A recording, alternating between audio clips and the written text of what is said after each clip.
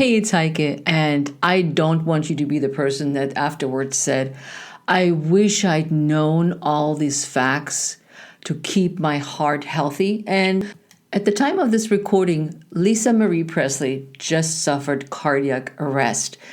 And if you didn't know, heart disease is the number one killer of women. In fact, after age 50, nearly half of all the deaths in women are due to some form.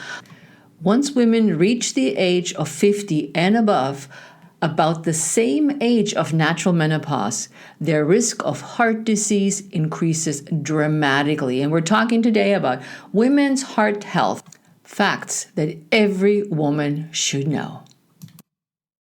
I wanted to pop in just quickly one more time and tell you about an exciting program called the Empty Nester Reboot for women over 50, 60, and beyond.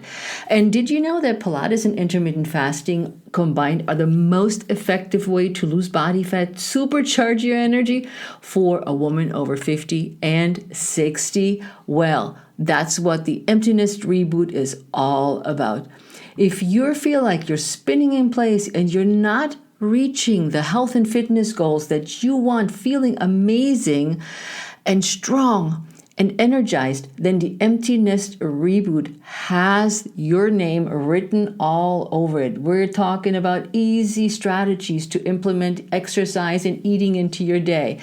We're creating nutritious meals and meal plans that are easy to follow. We're also thinking about what it is that we want to do in our second half of life and how we keep moving forward strong in body and in mind. So don't miss out to apply for the Empty Nest Reboot, and we're starting again in April. I'll leave the link in the show notes for you to grab your seat. I'm Heike Yates, a fitness and nutrition coach with 30 years of experience. I empower empty nester moms over 50 to take back their health and strength to feel vibrant in their second half of life. Right now, you're joined by thousands of empty nester moms around the world who stop dimming their light and instead ignite their spark. On this podcast, I do what I do best, taking complicated information about fitness, nutrition, and mindset strategies and breaking it down into baby steps that are simple, actionable, and reliable so you can implement them into your life. I regularly interview some of the most inspiring guests who share their honest stories on how they went from their worst to their best in life, so that you know you're not alone in your struggles. Join me as we redefine what aging looks and feels like by taking action and saying, yes, I can. This is the Pursue Your Spark podcast. Heart health is necessarily not something that comes to mind when you're over 50, 60, and beyond. We mostly think about muscle tone, strengthening the body, osteoporosis, but heart health is equally important for your health, your longevity, and your well-being. So today we're talking all about heart health and facts and details and information that every woman over 50 should know. Well, February is National Heart Health Month in the United States, and it spotlights heart disease as the number one killer of Americans. President Lyndon B. Johnson issued the first proclamation in 1964, and he was among millions of people in the country who've had heart attacks. What types of heart diseases are there? Because it can get a little bit confusing when you think about the term just heart disease. What does it entail? The term heart disease refers to several types of heart conditions. The most common type of heart disease for people over 50 is coronary heart disease, also known as CAD. Coronary heart disease occurs when the arteries that supply blood to the heart become narrowed or blocked by plaque. This can lead to chest pain, shortness of breath, and even heart attack. Another type of heart disease is cardiac arrest. This occurs when the heart is unable to pump enough blood to meet the body's needs and people stop to breathe normally. This can cause fatigue, shortness of breath, and swelling in the legs. Many cardiac arrests in adults happen because of a heart attack. This is because a person who is having a heart attack may develop dangerous heart rhythms, which can cause cardiac arrest. So a little bit more about what this all means if you're not a heart specialist. So let's talk about the heart disease risks for women over 50. Women over 50 are at a slightly higher risk from dying from a heart attack than men of the same age, and there are several reasons for this.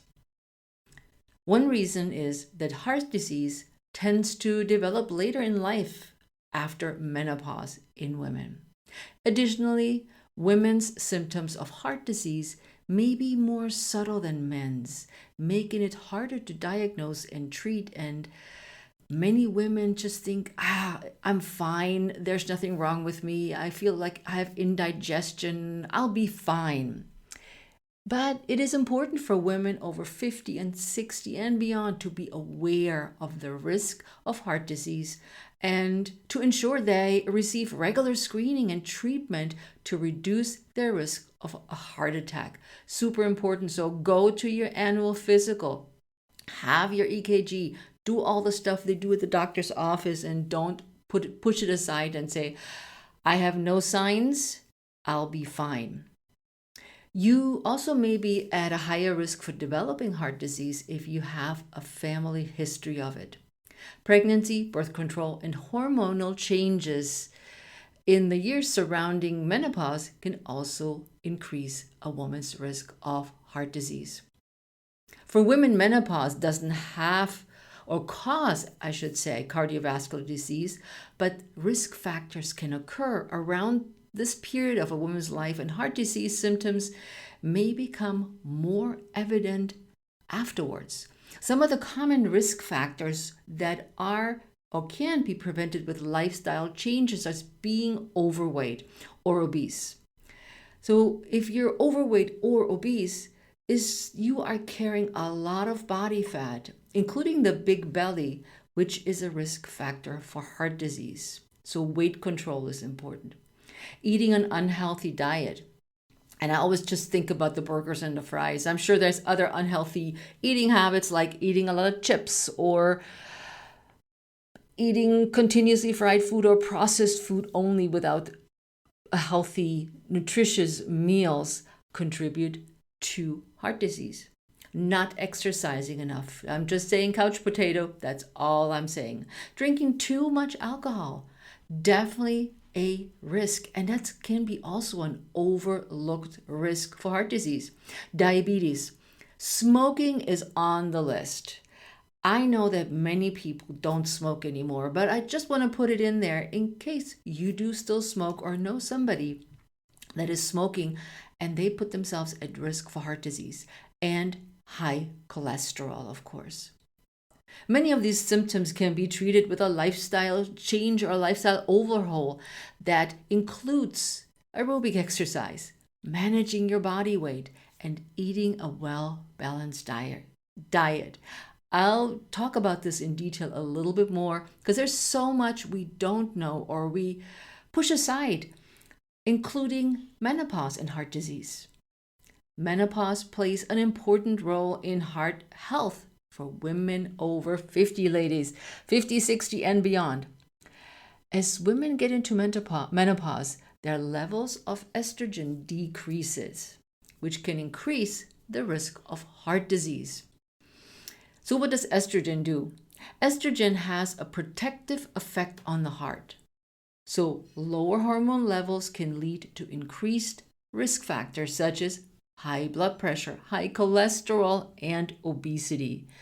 Additionally, menopause can lead to increased inflammation in the body, which is also a risk factor for heart disease. Furthermore, The hormone changes during menopause can make it more difficult, does that ring a bell, for women to control their weight, control diabetes, and that increases the risk of heart disease. So I know we're pushing a heavy rock up the hill because aging is not on our side. Our estrogen levels are low, belly fat's not going away. It's sometimes, I know, it can be so frustrating. And my clients tell me about it. And I'm 62 now. And let me tell you, I'm in the same boat as you are. It does not come easy, but it is worth it. So it is super important for women who are going through menopause or close to menopause to pay special attention to their heart health, or even including also after menopause, by managing their risk factors such as high blood pressure, high cholesterol, and diabetes and obesity. I know I keep repeating myself, but sometimes it needs repeating so it really sinks in how important it is to protect your heart health. Also, check out my post on the 5 ways to boost your metabolism. It's not directly related to heart disease, but a boosted metabolism, leaner muscle mass increases your fat burning capacity. So, women's heart health facts every woman should know. And here are the 5 ways how you can improve your heart health over 50, 60, and beyond. You know, research has shown that exercising regularly in middle age, as it's also called, can improve the elasticity of blood vessels brought on by a sedentary lifestyle and reduce cardiovascular disease risk. So here's number 1. Be active. You know I was going to be all about this, and this has to be number 1. I always say, repeat after me, exercise is good for you. One of my mantras. Being active is really a major step towards good heart health and preventing heart health in women over 50, 60, and beyond. You know, aerobic exercises such as brisk walking, jogging, running, cycling, swimming, and dancing are excellent for improving cardiovascular fitness, increasing heart and lung efficiency, makes it also easier to breathe, and hence reduce the risk of heart disease. You know, aerobic exercises help to increase the blood flow in the heart, which can help lower blood pressure. If you've been to the doctor and they said, you're borderline high blood pressure, the first thing they say is exercise more. And to improve your cholesterol levels and decrease the risk of heart attack and stroke, aerobic exercise is the way to go. Now, as I was preparing for this episode, I thought, let's look a little bit closer at the currently more popular exercise modalities that are out there, or some of the things that you thought would be great, maybe they're not so great. So let's dive into HIIT, high intensity interval training versus strength training. Okay, high intensity interval, also known as HIIT, is a great way to prevent heart disease from occurring.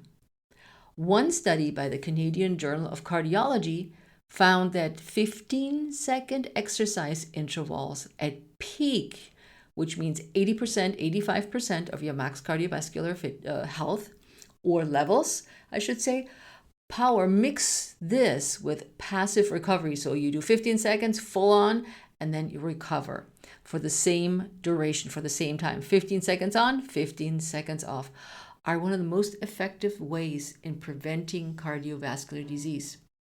Now, before you jump into HIIT, check with your knees, your hips, your shoulders. This may not be your choice of exercise. I don't know your body. It is not my choice of exercise. It's too impact ridden. It's too intense for my joints because I want to protect my knees, my ankles, my hips, and my shoulders for the rest of my life. So I choose different things to do for my impact, which is walking, my main form instead of running. And I do have a what's called a bad knee. So I have severe osteoarthritis and I have a torn meniscus. So my knee does not take that impact from a HIIT class or from running. So I'm sticking for my cardio to walking, biking, and swimming. And we'll get to those in a minute. So resistance training, which I'm a huge fan of, it has more specific effect on your body composition, which I mentioned earlier is increasing your metabolism. So for people that have a lot of body fat, including the big belly or big fat around your belly, which is a risk factor for heart disease, it can help to reduce fat and create leaner muscle mass. And also it improves your metabolism, burning more calories even at rest. Research also shows that a combination of aerobic exercise and resistance work may help raise the good cholesterol, HDL, and lower the LDL, the bad cholesterol. So I don't know about your cholesterol levels, go check with your doctor. Don't ditch strength training for aerobic exercise only. Including resistance training at least 2 non-consecutive days per week, so every other day, is a good rule of thumb according to the American College of Sports Medicine. Let's move on to running versus walking. Here's a report by the American Heart Association that finds that walking is as good as running when it comes to lowering your risk for heart disease. Did you know that? I did not know that until I did my research for this episode. Walking can improve your cholesterol, blood pressure, energy levels, and it can also fight weight gain to improve your overall health. Now, this is great news for women over 50, like me, who can no longer run, but want a workout that's kinder on their joints. So walking, go for it. And we'll get to the times later. Now let's get to biking, dancing, and swimming, which I have adopted as a triathlete. I started becoming a triathlete when my knee which I now know is the quote unquote, air quotes, bad knee, started giving me troubles and I wasn't sure what to do. So I said, let's just stop the pounding and focus more on swimming and biking. Now, I did learn swimming only from the time of this recording 7 years ago. I could do some pseudo breaststroke or I could do a fake freestyle, but I wouldn't get fast with that. But I learned how to swim and I'm so glad I did because now I can incorporate swimming, which is a full body workout, into my, and let me add this, and it's no impact on the joints once or twice a week. Do I swim fast? No. Am I really good at it? No. Is it my favorite thing to do? No. Do I do it anyways? Yes, because it gives me variety. It gives me something else to do other than walking. So biking again, I also added biking in. I love biking. I become really a fan of outdoor biking, indoor biking. On my tri-bike that's on a stand, which you may have seen on some of the social media pictures that I'm sharing. But let's talk about biking, dancing, and swimming. I love dancing too. Bottom line, aerobic exercise increases the heart rate, strengthens your heart muscles, helps to manage weight, and lowers blood pressure. And I say it again, walking, swimming, dancing, and riding a bike are excellent ways to achieve those goals, and those are easy on the joints. I also wanted to know what Pilates does. Does Pilates really improve your heart health? I have read that Pilates will help you lose weight. Not true. Don't believe it. It may be a side effect of you doing the exercises. You're starting to exercise to use maybe the reform of the Cadillac or the cheer or just the mat work, and you start to feel better because you started moving more, you put on lean muscle mass, and you became more mindful, which is part of the Pilates practice as well, but it's not a weight loss program per se. So Pilates is a form of exercise that focuses on building strength, flexibility, balance, and control of the entire body, and increases core strength. It is low impact and it is gentle on the joints. It's a huge benefit. There is some evidence that suggests that regular Pilates practice may have a beneficial of the heart, but the Pilates exercises or programs have not been tested like other cardiovascular programs with a breathing or respiratory mask to measure the output of oxygen and all of that. It will happen maybe at some time, but it may also not happen. So I would not recommend Pilates as a weight loss or a heart health program. But you know what? The benefits gained through the Pilates practice result in a stronger core, balanced use of the entire body, better balance and posture, improved breathing, and the low impact nature of Pilates is ideal for women over 50 and their general health. I want you to also check out the best exercises for women over 50 because that's one question that keeps coming back. Heike, what's the best exercise for women over 50? Heike, what should I do? What kind of exercise would be great for me now that I'm over 50? Heike, what do you do? Well, I'm a triathlete.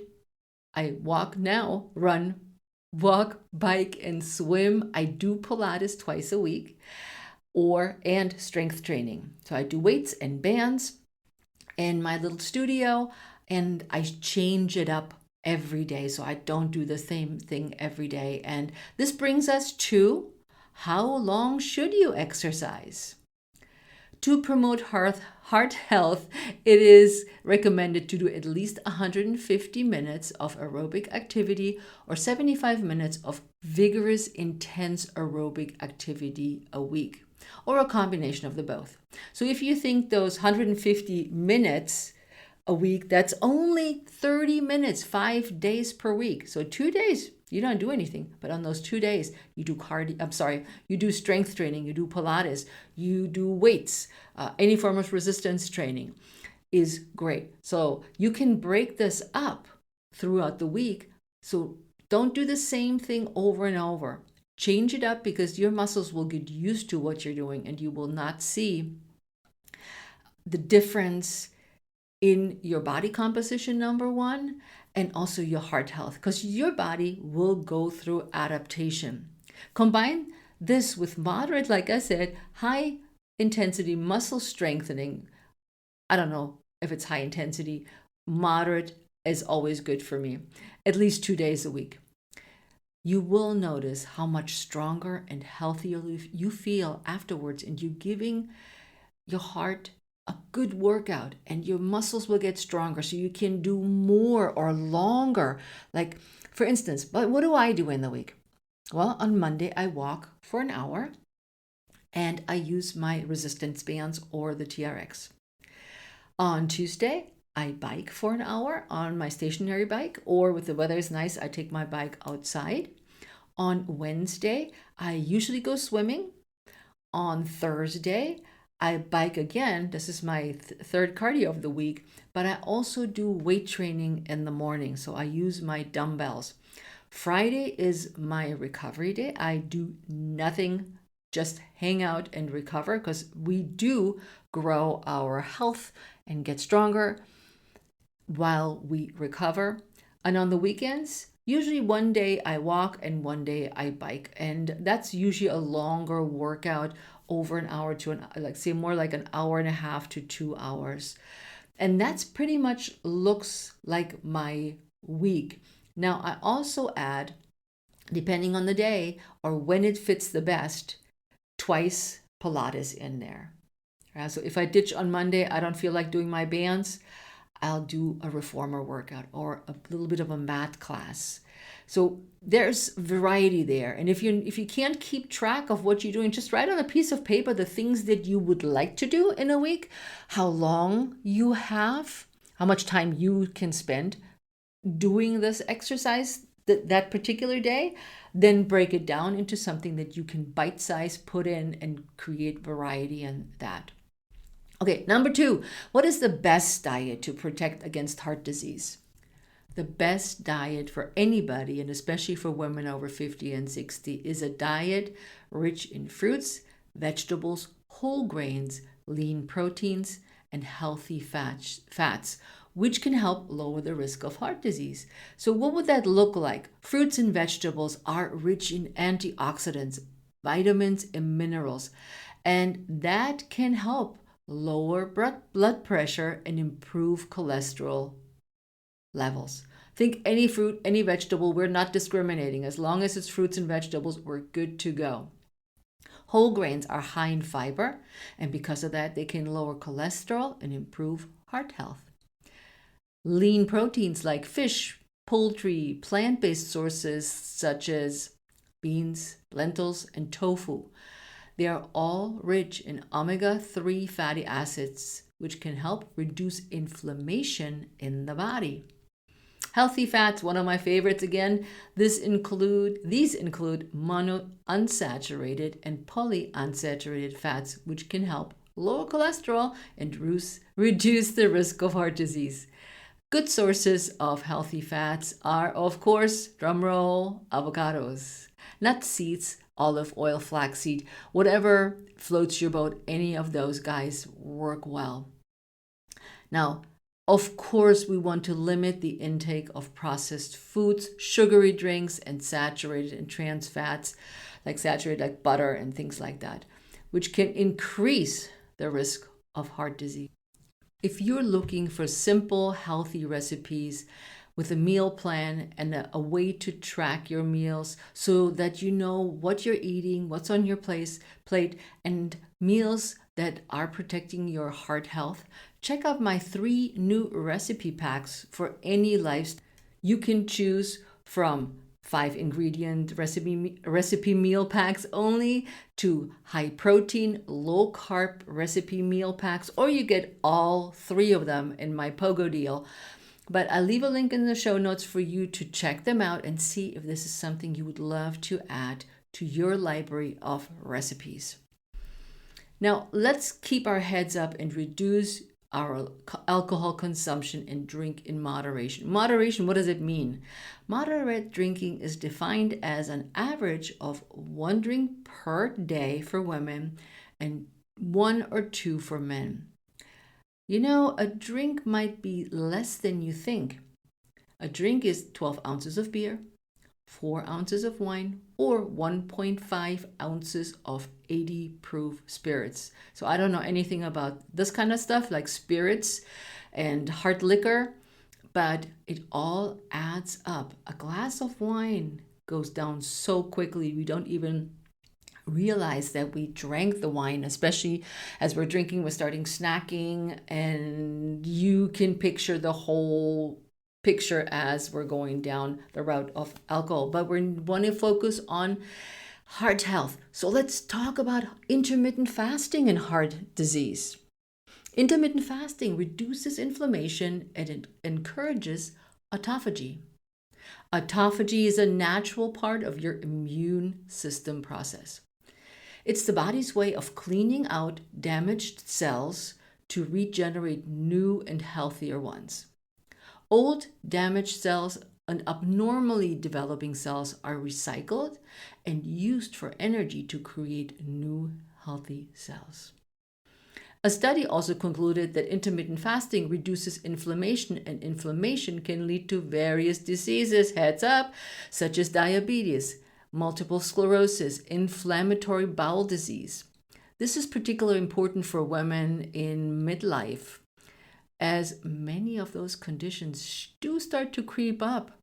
Intermittent fasting is an effective way to minimize the risk of these illnesses. And when we're talking about diabetes, reducing inflammation, which is also what I've talked about, intermittent fasting may not be directly related to heart disease, but it might be something to consider when looking to reduce inflammation throughout the whole body, eating more mindfully, and choosing the right foods to fuel your energy.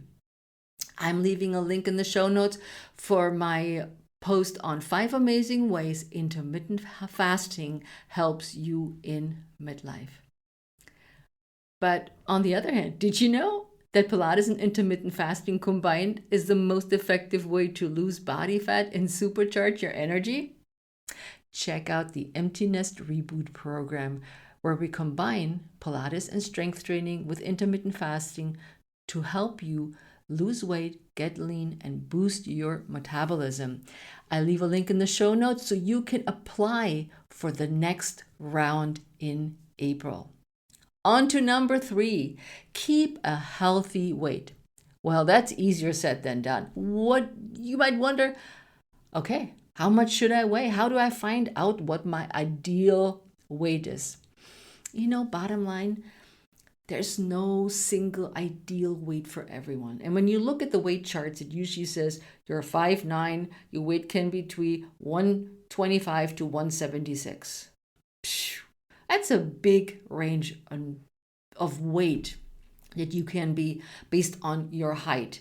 So somebody may also say it's really simple. It depends on how you feel. If you feel good in the body you're in, then this is the right weight. Biological factors that affect the ideal weight are your age, height, and gender, which is as important as the number you can find on a chart. The BMI, the body mass index, is one chart you might find helpful. I leave a link here for a calculator in the show notes so you can find your height and weight and maybe go to use this as a guide. The results are based on height and weight and don't consider any other of the considerations that I mentioned above. I find measuring body fat percentage more useful. It is the weight of a person's fat divided by their total weight. The measures includes both the person's essential and the stored fat. Now, the acceptable body fat range is 20 to 30%, and the obese is from 32% up for women. It is easier to have somebody else do it for you consistently and have it done every month to see if there's a change in your habits, into what you're doing, including start changing your exercise routine to reach your heart health. I find that easier than doing it on your own. It's a little awkward. You can also do measurements. Yeah, just take a measuring tape and measure your chest, your belly, your hips, your one arm, your dominant arm, and your dominant leg. So that would be another way how you can start measuring and hold yourself accountable for the steps that you're taking, because now you took action, but you're not sure, is this actually working? Aside from the doctor's measures that measures all the things when you come in for your annual checkup. So you don't want to wait for a whole year. On to diabetes, because I mentioned it several times so far in the episode. Having diabetes means that the body cannot properly process glucose, sugar, in the blood, which can lead to high blood sugar levels, which can damage the blood vessels and nerves that control the heart, increasing the risk, you got it, of heart disease. People with diabetes are also more likely to have other factors of heart disease, such as high blood pressure, high cholesterol, and are obese or overweight. In addition, diabetes can increase the risk of heart attack and stroke. So I'm laying it out for you. Get moving, eat healthy, and number 4, reduce stress. Stress increases cortisol levels, which can lead to unwanted weight gain, especially around the belly, and yes, it increases the risk of heart disease. Here's some 3 simple steps for you to manage your stress. Number 1 is remove yourself from any stressful situation. Don't engage. Walk away, even if it's tempting to fight it out and your hands are already sweating and your heart is racing. This is not a good way to take care of your heart. Disengage and move away from a stressful situation. Go for a walk and breathe to relax. Go for a walk anytime you feel stressed, anytime you've been sitting on your buttski too long, anytime you have a chance. Instead of scrolling the social, get your buttski moving. And then boundaries. Setting boundaries is always a big one in my world. Don't let people take advantage of you, pile stuff on you that you don't want. So just say no. No, thank you. No, I don't want this. And don't feel bad about it or guilty. Just say no. Other ways you can reduce your stress is take a hot bubble bath, listen to relaxing music, do just breathing or some Pilates exercises. Pilates is so mindful. If you ask me, then you combine Pilates with good Pilates breathing, it's the bomb. I love it. Because usually yoga gets the yay, relaxing, but Pilates, try it out. It's awesome. So these are some of the tips that I would start implementing if you're starting to stress. And finally, number 5 is practice better sleep hygiene. Research has shown that sleep is an essential component of cardiovascular health. De-stress before bed, take a hot bath, journal, keep your room dark and cool are some of the strategies that you can implement to get a good night's sleep. Is every night going to be good? Of course not. Just last night, I woke up at 2:30 and decided that I was awake, wide awake. So I pushed away all the things that I might have thought about. And I started counting, I started breathing. And, well, you're my friends here. You can hear this. I cuddled with my husband. And hopefully that will put me to sleep. So it is important to reduce the stress before you go to bed. And whatever works for you, if incense works for you, if blackout curtains work for you, play around with this. Sleep at our age can be really tough to get by sometimes. But try. It's worth it. So here are the 5 ways to improve women's heart health for women over 50, 60, and beyond. So there are the 5 steps that help you improve your heart health, not to be overlooked. One of the most important things is maintaining a healthy lifestyle, which I said before is including a balanced diet, exercising, physically fit regularly, maintain a healthy weight. And of course, quit smoking. I have to say it because you see it everywhere. If I don't say it, I wouldn't do a good job. Avoid excessive alcohol. Check in when you're drinking. Manage your stress through some of the techniques I shared with you. And also get regular checkups with your healthcare provider so you can monitor your heart health and check for any signs of heart disease, because heart disease is a silent killer. I'm leaving a link for the American Heart Health Month toolkits for you for additional resources and information. So friends, I hope this episode is helping you in a big way to take care of your heart and improve your heart health. Please reach out to me at Heike Yates on Instagram, Heike Yates Pursue Your Spark on Facebook, and anywhere else that you can find me, also now on TikTok. And let me know how I can help you. If you have any questions that I didn't answer today in this episode, or things you want to know more about, I'm here for you, helping you with my podcast episodes, the best I know how to improve your health and really live your life in the second half of life like you dreamed it. So with that, my friends, I'm out of here, and I'll see you next time on the Pursue Your Spark podcast. Ciao.